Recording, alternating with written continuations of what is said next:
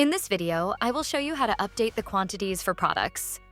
We will proceed with the same product we created earlier for the perfume company, which was rose oil.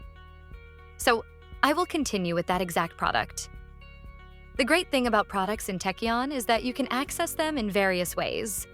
For example, you can reach the product form from the Purchase module, Accounting, Sales, Manufacturing, or Inventory. It is accessible from all of these, as Techyon integrates all modules together. Now, I'm in the Purchase module. I have this tab called Products. Here, I can see all the products that I currently have. I will search for the product, which is rose musk.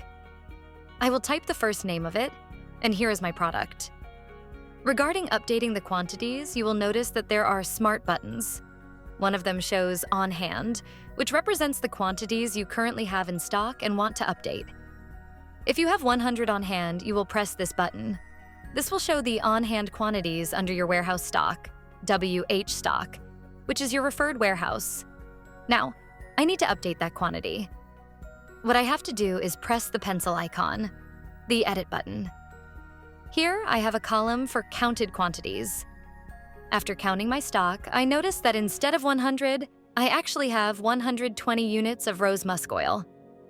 I will update the count to 120 and then press Apply. You will see that the difference of 20 quantities has been added. If I go back to my product, rose musk oil, I can now see that the quantity has been updated to 120.